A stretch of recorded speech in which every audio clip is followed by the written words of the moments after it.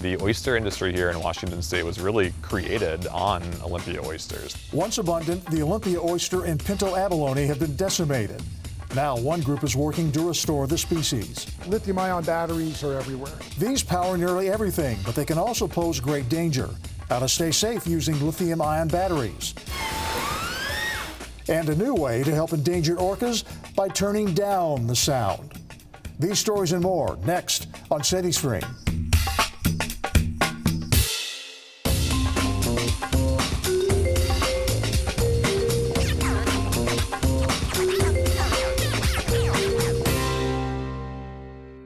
Hello, I'm Dennis Bounds, and welcome to CityStream from Burke Museum. We are here to highlight a special exhibit, We Are Puget Sound. It explores the wonder of the sound through its unique wildlife and culture. Puget Sound is a lifeblood for many in Washington, British Columbia, and 50-plus tribal nations and First Nations that rely on its riches. The exhibit is also designed to spark urgent action to restore the health of Puget Sound for generations to come. Much more just ahead. When we speak of the richness of Puget Sound, the small but mighty Olympia oyster and the Pinto abalone come to mind. They once formed the foundation of the Sound's marine habitat. At one point, they were plentiful, but both species have all but disappeared. The Puget Sound Restoration Fund has partnered with local and national organizations to restore the prized shellfish. Producer Annabelle Chasm visited the group's conservation hatchery in Manchester, Washington to learn more. Salish Bay, 200 years ago, had about 2,000 acres of dense Olympia oyster beds.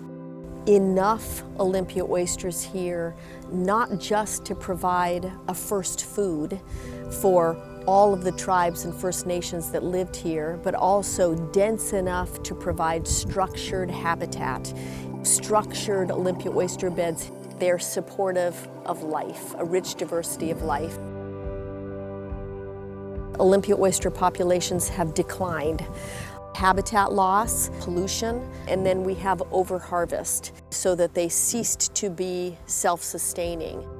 It happened in the late 1800s, early 1900s. The oyster industry here in Washington State was really created on Olympia oysters. That was the only oyster in the area. It's the only oyster native to the entire west coast of North America. Pulp mills were popping up. Sedimentation from logging was a big issue, smothering Olympia oyster beds. Dense Olympia oyster populations are capable of helping to make sure our waters are super clean by filtering algae out of the water. Pacific oysters were introduced in the 1930s, and the commercial industry really shifted their attention almost entirely away from Olympia oysters and to Pacific oysters because they grow faster and are easier to cultivate. To a large extent, people just kind of forgot about Olympia oysters. And I think it's estimated that there's less than 4% of that dense aggregation of Olympia oysters left in Puget Sound.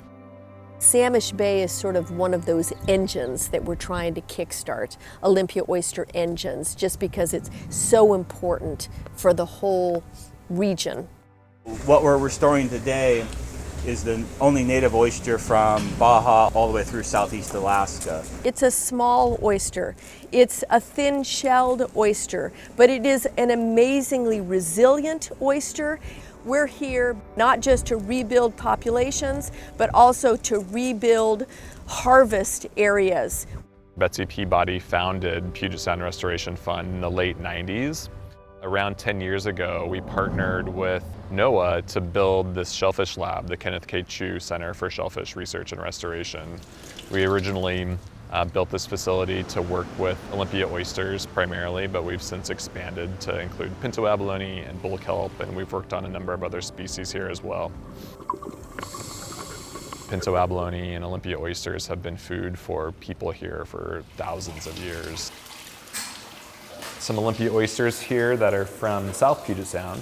Our technique for growing them is basically trying to trick them into thinking that it's spring, which is their natural reproductive season. Typically we're getting, at least 1 million larvae a day. It took us quite a long time to really figure out how to effectively grow Olympia oysters for restoration projects. And we've learned quite a lot over the years. Particularly this facility, the Chew Center, has been super helpful in allowing us to figure out, the strategies that are effective. So we also do a lot of research here to support restoration and to learn about how climate change and ocean acidification are going to impact our local species and habitats. And here's our abalone nursery. This is where we hold our abalone broodstock and rear out our juvenile abalone. Abalone have a special place in my heart. Pretty charismatic for being little snails. The foot, that's their foot, and then right there is their mouth. And they also have two little eyes and two Being snails, they're actually grazers, so they keep the surfaces of these rocky reef habitats clear and clean for things like bull kelp spores to attach to and grow off of. And there's a really tight correlation between Pinto abalone and bull kelp forests.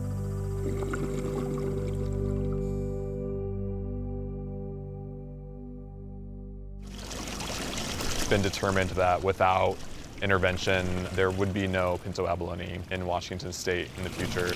We're really trying to figure out ways to increase their populations in the San Juan Island area in particular. To do that, we've built out a hatchery program here at the Chew Center, and we're outplanting thousands of abalone every year to the San Juan Islands. Here are our Olympia oysters settlement tanks. So this is our product, basically, that we create here in the hatchery. So if you look really closely, you can see, there's several oysters on each one of these shells, and they're pretty small. They're around, 2 to 3 millimeters in shell length right now. But our goal is to get around 10 oysters per shell. Once the oysters are big enough on here, we'll take these shell bags directly to the restoration sites. This is roughly 450 bags of seeded culch produced at our hatchery. There are roughly 300 shells in each of these bags, and there's an average of 9 Olympia oyster spat per shell. 1.23 million Olympia oysters that are going to be spread in Salish Bay. Oysters need a couple of months to harden on the shell for a while before we break open the bags and spread the seed come August.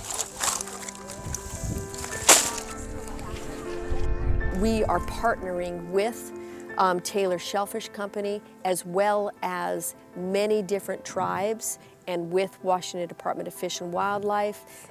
We can start to create a foothold for this oyster. We are at Smith Cove, Port of Seattle tideland property. The port has asked us to help them with enhancement of the Olympia oyster. We've brought some from the Kinchu hatchery. The oysters that are here are successfully breeding now that they're adults, and that the natural set that we've observed is from this source. This is the first time that we've seen that evidence in the 3 years that we've been down here looking for it. Some of our big restoration sites that have been really successful, we're seeing oysters at densities of several hundred per square meter in some spots. We are focused on those habitat structures like oysters, like kelp, that help support salmon and orca. This is where we live, and these are creatures that are ecosystem engineers and super important sentinels of the health of the Puget Sound, and have been important to humans for thousands of years along the coast of North America.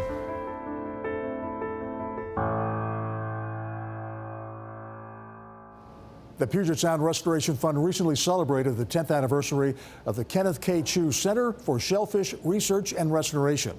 For more information on the work they do, check out their website, restorationfund.org. Next on CityStream, these power many devices, but lithium-ion batteries can also be dangerous. See how to stay safe.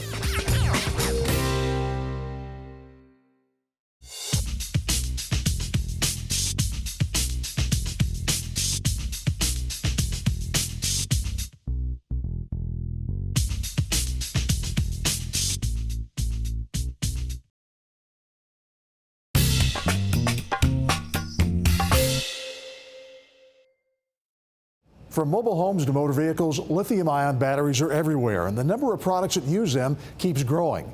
But there are dangers to be aware of, and the Seattle Fire Department has some suggestions to keep you and others safe. Producer Ian DeVere has more. This is a problem that may take a little while to get around, but the public really needs to be educated on, one, lithium-ion batteries are everywhere.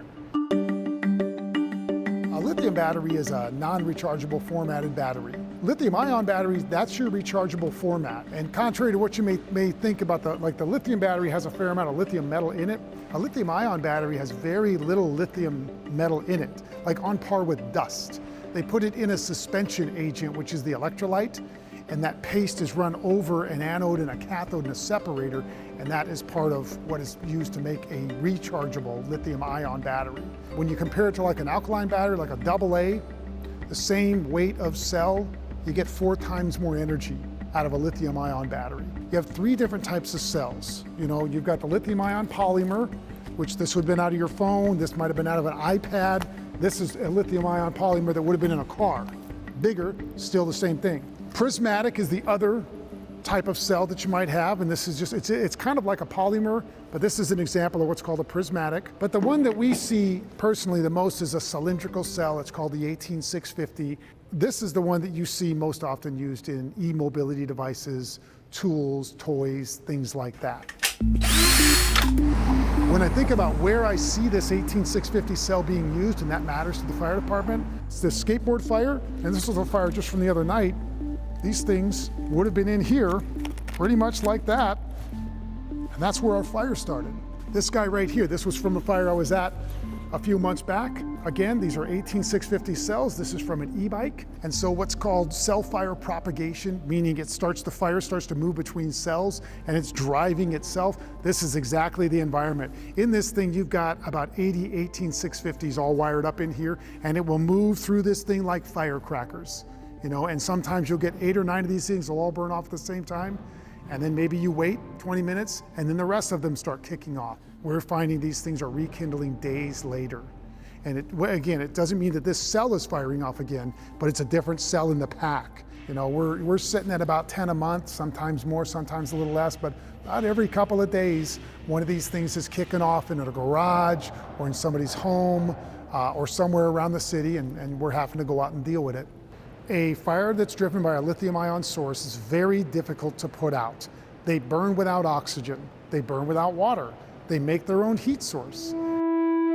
So this resulted in a fire up on floor 9, first in Cherry. We believe it was a mechanical failure. She was trying to get the battery out of the back of the car, of the bike, and the battery would have been right here, and she would have been trying to get it out. She said it just flashed on her, and all of a sudden there was fire everywhere. Lithium-ion, you're dealing with hydrogen gas. You're dealing with a flame speed that's on par, you know, with explosive. So one of the simplest things you can do is consider where you're charging it. When we consider an e-mobility, we're finding those things are being charged, plugged in right by the front door. That's a bad idea, because if you have a fire at your front door, you lose your exit. If the batteries are starting to fail, meaning they're getting hot, meaning they don't plug in as well as they used to, or they're swelling, you're seeing signs of damage to the battery itself. That's a problem that you're not going to be able to fix, and you're going to want to move on to a new tool or a new device. When it comes to the recharging device, stick with the manufacturer's equipment.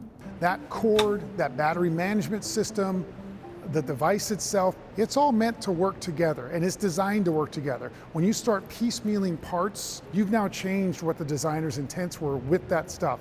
And those micro changes, it may mean that now your battery management system, which is what keeps your battery healthy, keeps it from overcharging, keeps it from charging too fast, that's now changed.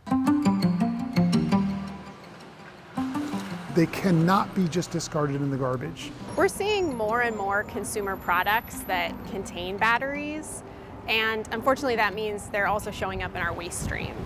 The #1 cause of fires in recycling and garbage facilities, going all the way back to 2014, lithium and lithium-ion batteries. Even if they're not damaged when they're disposed, they are often damaged in the process of collecting and disposing of the waste. Batteries also contain toxic materials like cadmium, lead, and nickel that can leak and pose environmental risks if not properly managed. If you're looking to dispose of your batteries, right now the Hazardous Waste Management Program operates 4 locations throughout King County where you can go and dispose of your batteries. We have a mobile waste mobile which goes around to different areas within King County to do seasonal collection pickups. Starting in 2024, batteries will be banned from disposal here in Seattle. Seattle Public Utilities also offers curbside collection through our special item collection program. There is a $5 charge, but it's free of charge to bring batteries of all kinds to our transfer stations and household hazardous waste facilities. Senate Bill 5144 is reported out of the Appropriations Committee with a due pass. The battery recycling law passed recently, and that's exciting news. In 2027, our producers of batteries are going to be responsible for the collection, disposal, and outreach for batteries and battery-containing products. The battery recycling law will provide free recycling for small household batteries starting in 2027, and for medium format batteries, those are batteries from e-bikes and scooters, things like that. That will be available statewide starting in 2029. And it'll also ban batteries from disposal statewide when that program goes into effect. This is going to go a long way to helping the public have an avenue to recycle damaged lithium-ion batteries at no charge. That's the point of the product stewardship. Stewardship is, if you built it, you will bury it. If you'd like to learn more about disposing of batteries, go to the Seattle Public Utilities website at seattle.gov/utilities and search for battery disposal. Also, starting in 2024, it'll be illegal to throw away any type of battery in the garbage in Seattle. We'll be right back.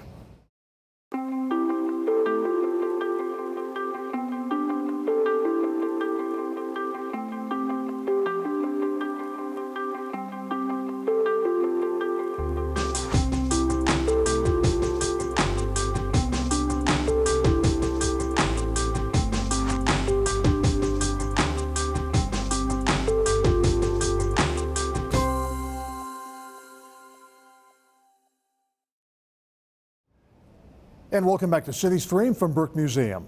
We're here to learn about the exhibit, We Are Puget Sound. And we're fortunate to have with us Melissa Kennedy, who is the Director of Interpretation here at the Burke Museum.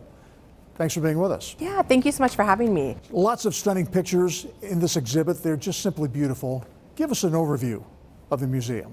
So the exhibit, We Are Puget Sound, is based upon a book of the same name, published by Braided River with Washington Conservation Action, and includes some of the amazing photography you've mentioned. And the exhibit as well includes examples from our collections of animals, as well as cultural items. As you explore, you learn about some of the incredible people and creatures that call this place home, as well as learning from individual stories some of the challenges and the areas where we need to work together to heal it and take care of it. Native American history is closely linked to Puget Sound, inextricably linked. Tell us a little bit about that, the significance. Yeah, so I would say this exhibit really shares the perspective that culture and place, people, and environment are really intertwined. We can't separate them neatly. And the Coast Salish tribes have been in this area since time immemorial. And so they have a lot to teach some of us newcomers about ways that you can live in this land, take care of it, utilize its rich natural resources in sustainable and respectful ways. And this exhibit tries to share that throughout. For decades, the EPA has worked to clean up the Duwamish River, which flows into Puget Sound.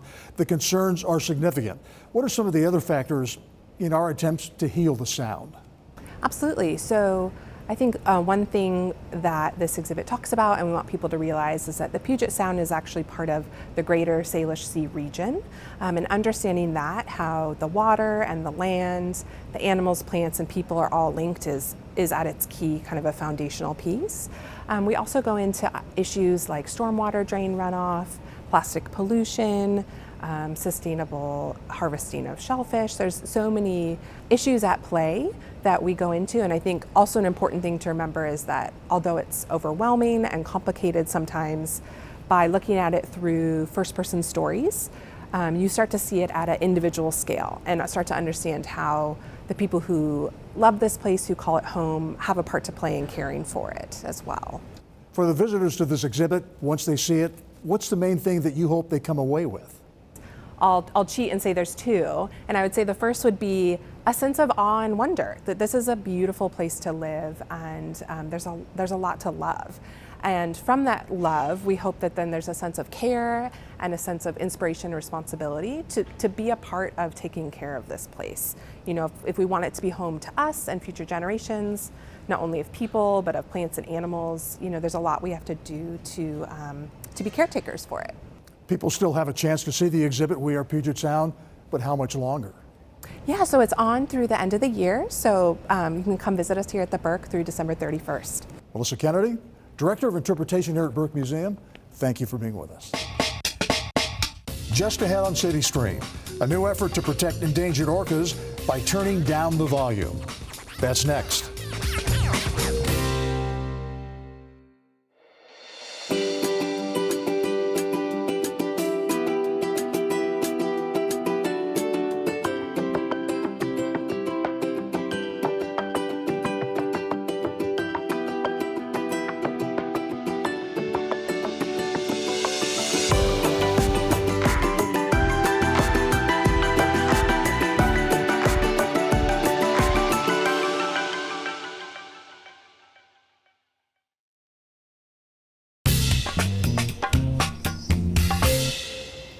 CityStream returns from the Burke Museum.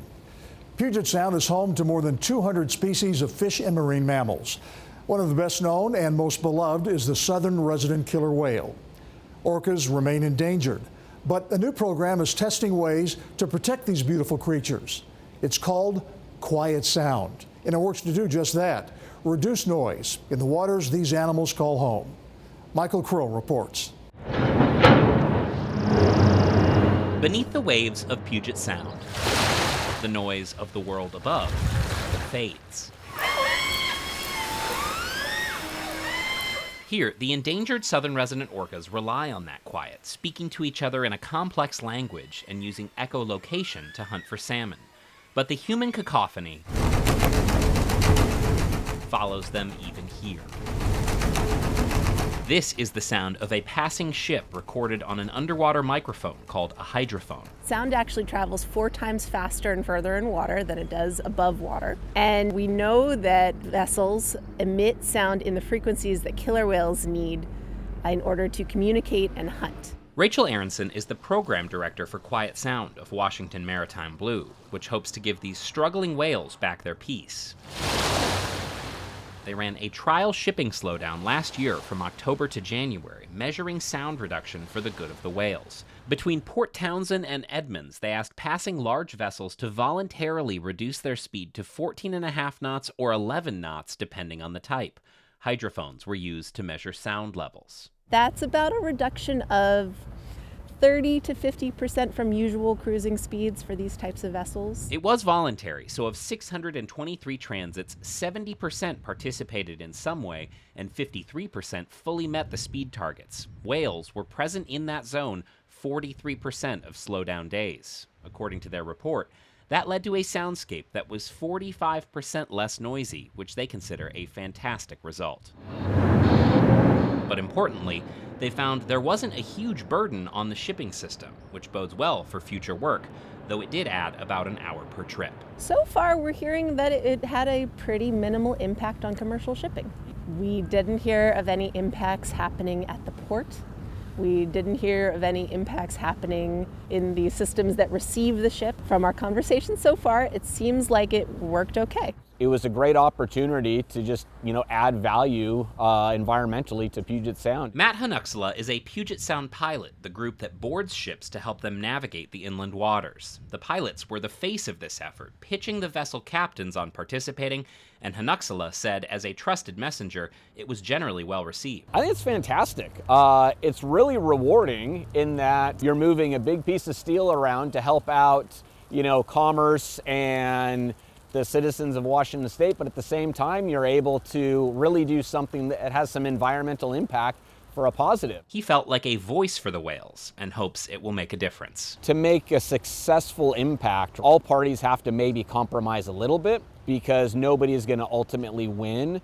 So I think everybody came to the table willing to give up what they could to have a successful result. Noise is not the only threat that the southern residents face, as state reports have identified it as one of 3 primary issues with pollution and prey availability. But it is one that might be simpler to address. The thing I love about noise pollution is that when you stop the noise pollution is gone instantly. It's not like toxics pollution where toxics can stay in the water on and on.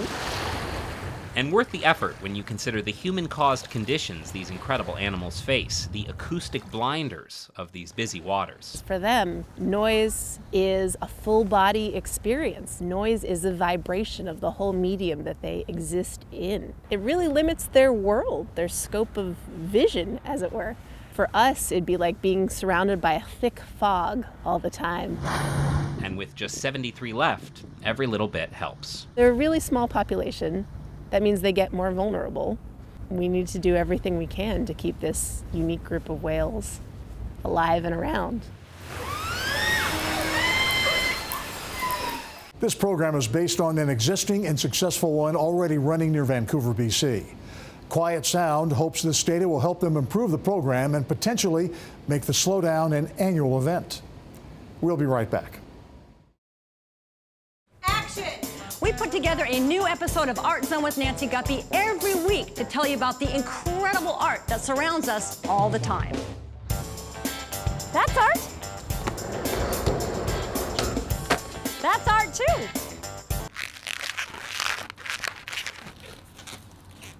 Yeah, sure.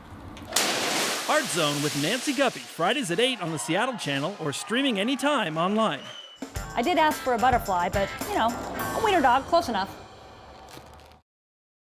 And that wraps up this edition of CityStream from Burke Museum. If you'd like to see more outstanding Seattle Channel programs, go to our website, seattle.gov, and search for feature shows. I'm Dennis Bounds. Thanks for watching.